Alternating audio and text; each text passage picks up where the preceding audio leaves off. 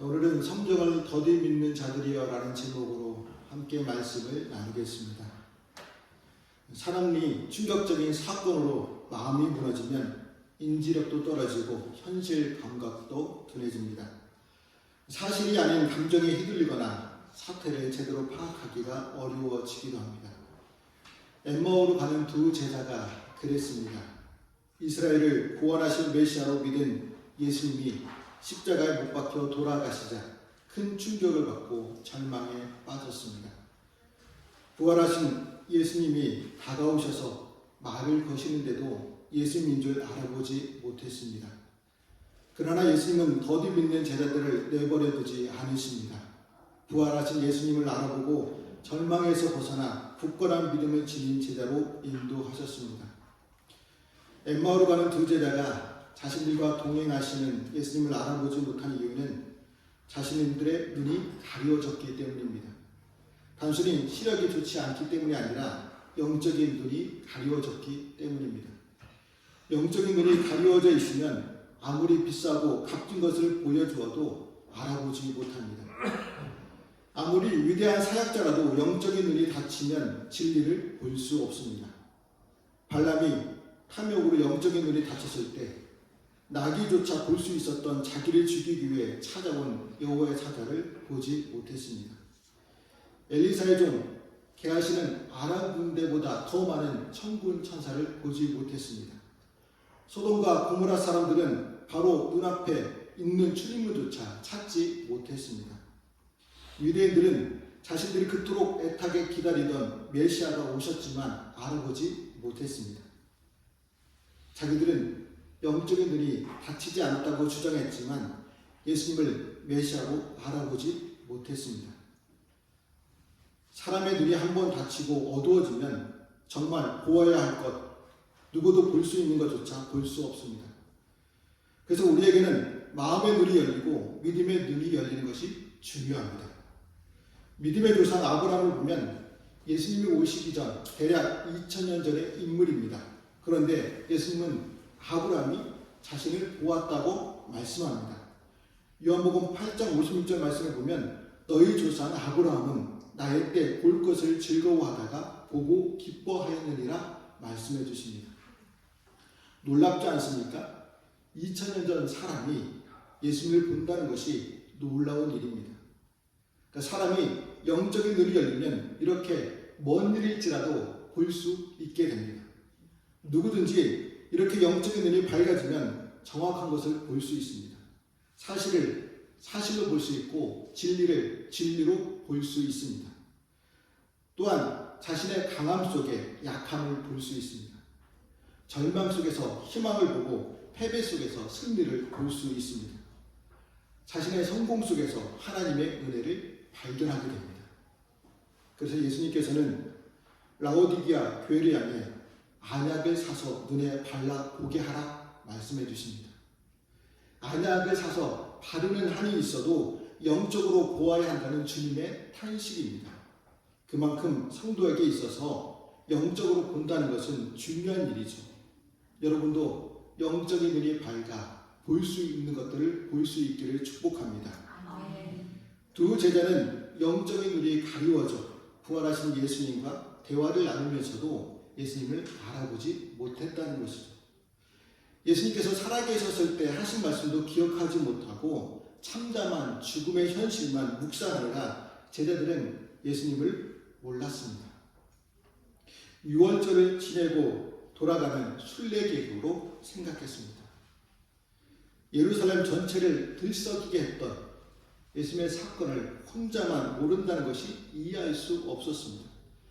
하지만 진정한 아이러니는 현재 일어난 부활을 두 제자가 모르고 있었다는 것이 이해할 수 없는 일입니다.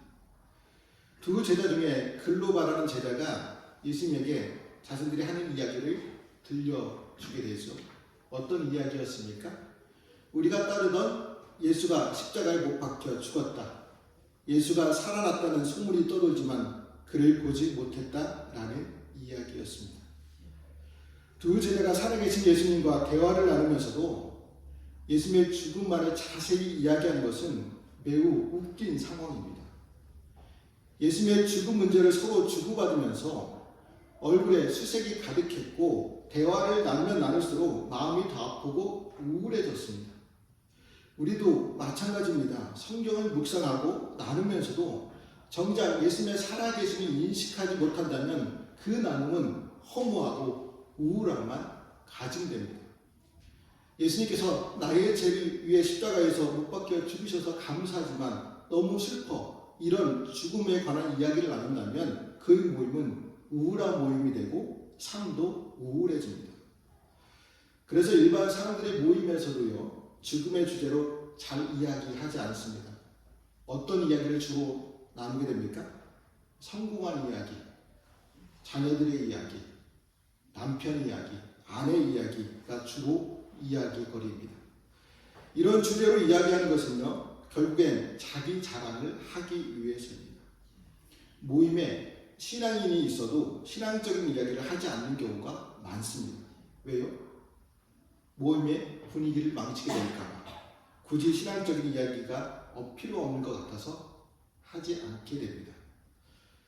두 제자의 믿음 없는 말을 들은 예수님은 어떤 반응을 보이셨습니까? 25절과 26절 말씀 같이 읽어보겠습니다.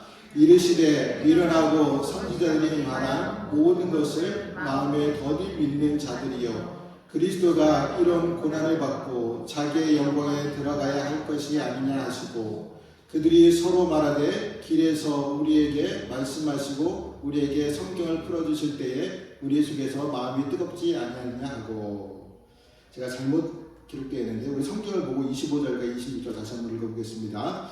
이르시되 미련하고 선지자들이 말한 모든 것을 마음에 더디 믿는 자들이여 그리스도가 이런 고난을 받고 자기의 영광에 들어가야 할 것이 아니냐 하시고. 예수님은 마음에 더디 믿는 자들이여 라고 책망하시면서 구약의 성경에 약속된 그리스도는 고난을 받고 영광에 이른다는 사실을 가르쳐 주셨습니다. 생각해 보세요.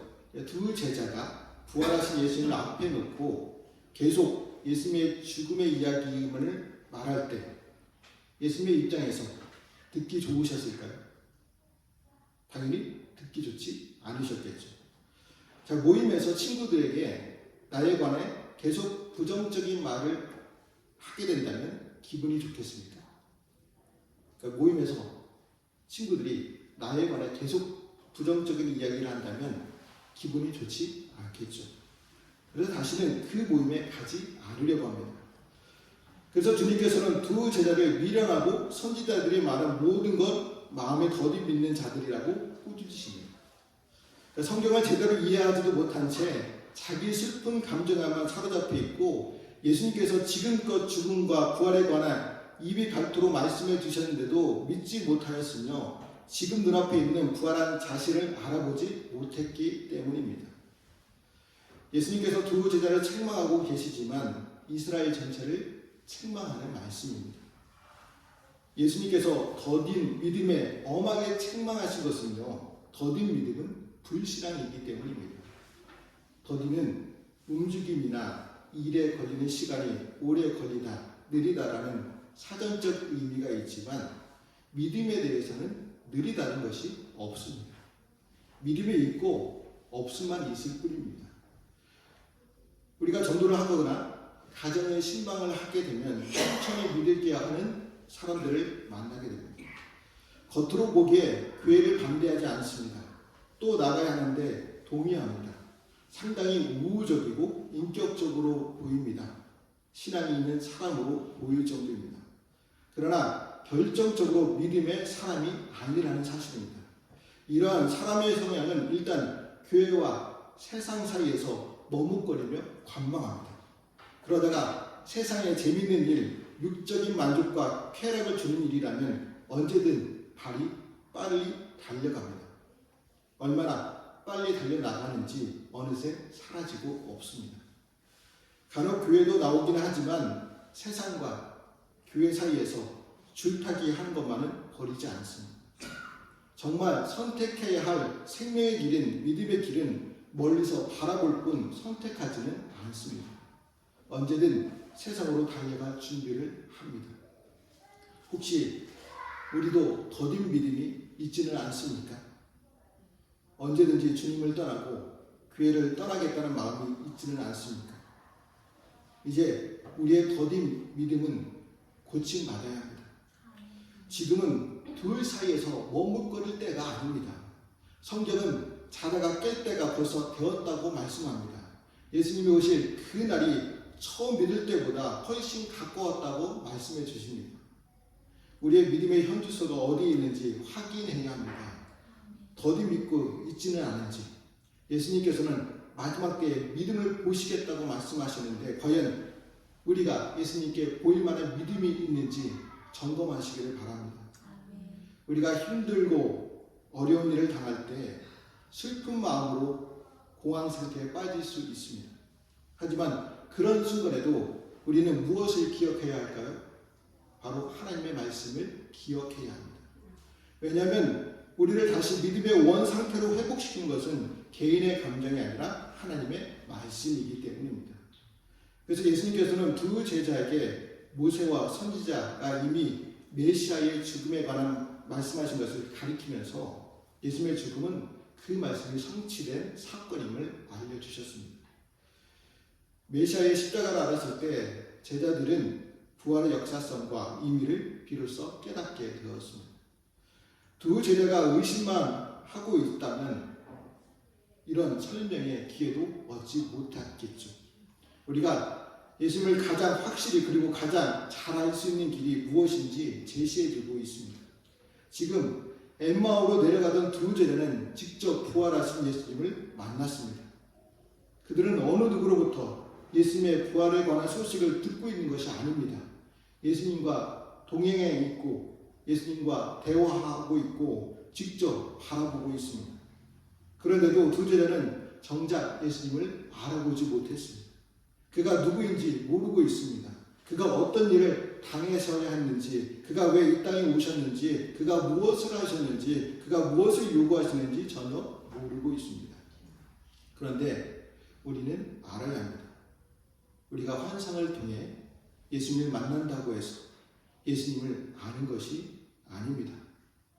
꿈속에서 예수님을 만난다고 해서 예수님을 알 수 있는 것도 아닙니다. 예수님을 만났다고 하는 그 사람이 오히려 예수님에 대해서는 더 무지하고 예수님의 뜻도 모르고 예수님의 마음을 더 아프게 해드릴 수 있습니다. 우리에게 먼저 요구되는 것은 더 열정적인 믿음과 확신이 아닙니다. 더 바른 지식입니다. 성경을 통해서 내가 알고 있는 복음과 하나님에 대해 끊임없이 점검하고 교정하고 바로 잡아야 합니다. 여러분, 성경 속에 길이 있습니다. 성경 속에 예수님을 만나는 길이 있습니다. 성경 속에 예수님의 인격이 있고 우리를 향한 예수님의 사랑이 있고 우리에게 공급하시는 예수님의 능력이 있습니다. 그래서 주님은 우리에게 말씀을 찾으라, 붙잡으라, 질문하라, 추구하라 하십니다. 두 제자는 의심만 하지 않고 추구하고 진지했습니다. 자신들이 알고 경험한 것으로 설명이 안 되는 예수님의 사건 때문에 괴로워했습니다. 그래서 예수님의 설명이 들렸습니다. 그래서 이해가 되었습니다. 여러분, 배움에 가장 필요한 것은 좋은 선생보다 배우려는 의지입니다.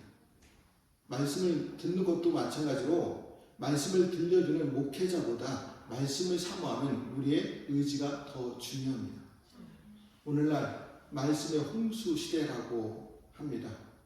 많은 목회자들이 말씀을 전하고 심지어 온라인에서도 말씀을 선택하여 들을 수 있습니다. 어떻게 보면 축복이죠. 그런데 많은 말씀을 들으면 말씀의 사람으로 변화되어야 하는데 그렇지 않습니다. 변화된 삶을 살려면 말씀을 사모하는 우리의 마음과 의지가 중요합니다. 우리 곁에 성경이 있고 우리 곁에 주님이 계십니다. 이 사실을 믿고 하나님의 말씀으로 변화된 삶을 살기를 축복합니다. 부활하신 예수님께서 성경을 풀어주셨을 때 제자들의 마음이 어떻게 되었습니까? 32절 말씀을 화면을 보시고 같이 읽어보겠습니다. 그들이 서로 말하되 길에서 우리에게 말씀하시고 우리에게 성경을 풀어주실 때에 우리 속에서 마음이 뜨겁지 아니하느냐 하고. 예수님께서 성경을 풀어주셨을 때 제자들의 마음이 어떻게 되었다고요? 뜨거워졌습니다. 지금 여러분의 마음은 어떻습니까? 말씀으로 뜨거워지고 있습니까? 아니면 다른 무언가로 뜨거워졌습니까? 사람은 누구나 뜨거운 마음을 안고 살아갑니다. 어떤 사람은 돈에 미쳐 사는 사람이 있습니다. 도박에 미쳐 사는 사람도 있고 음욕의 노예가 되어 살아가는 사람도 있습니다. 성경은 이런 사람을 가리켜 사람이 불을 품에 품고서야 어찌 그의 옷이 타지 아니하겠으며 사람이 숯불을 밟고서야 어찌 그의 발이 되지 아니하겠느냐. 잠언 6장 27절과 28절에 말씀하십니다. 정오기에 몸이 닳아 사는 사람은 결국 정욕으로 죽게 된다는 경고의 말씀입니다. 이렇게 사람마다 무엇에 마음이 불타 사느냐에 따라 그의 인생이 달라집니다. 그렇다면 우리는 무엇으로 마음이 불타 살아야겠습니까? 말씀으로 불이 붙어 사는 삶을 살아야 합니다. 엠마오를 향하던 이 두 제자는 어떠했습니까? 말씀으로 마음이 불이 붙었을 때 영적인 눈이 열리고 부활하신 주님을 목격한 제자들은 이제 서로 생명과 소망을 이야기합니다. 바로 직전까지 죽음을 이야기하면서 차갑게 식어 있었던 그들의 마음이 소망으로 뜨겁게 달구어졌습니다. 이런 일은 예수님께서 성경을 풀어주셨기 때문입니다. 죽었던 사람의 마음을 다시 회복시켜 영적인 울림이 있게 하는 건 주님의 말씀입니다. 성령의 인도로 말씀을 묵상할 때 죽었던 마음이 다시 새 수망으로 용수를 칠 수 있습니다. 두 제자는 말씀으로 불타올랐을 때 거기서 멈추지 않았습니다. 오던 길을 돌이켜 예루살렘으로 돌아갔습니다. 말씀으로 불타오를 때에 성도는 성도의 모습을 회복할 수 있습니다. 예레미야 선지자를 보면 하나님의 부르심을 받았을 때에 아이라고 하면서 뒤로 빼던 사람이었습니다. 그러나 하나님의 말씀에 뜨겁게 사로잡혔을 때 어떻게 변화되었습니까?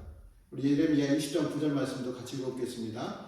내가 다시는 여호와를 선포하지 아니하며 그의 이름으로 말하지 아니하리라 하면 나의 마음이 불붙는 것 같아서 골수에 사무치니 답답하여 견딜 수 없나이다.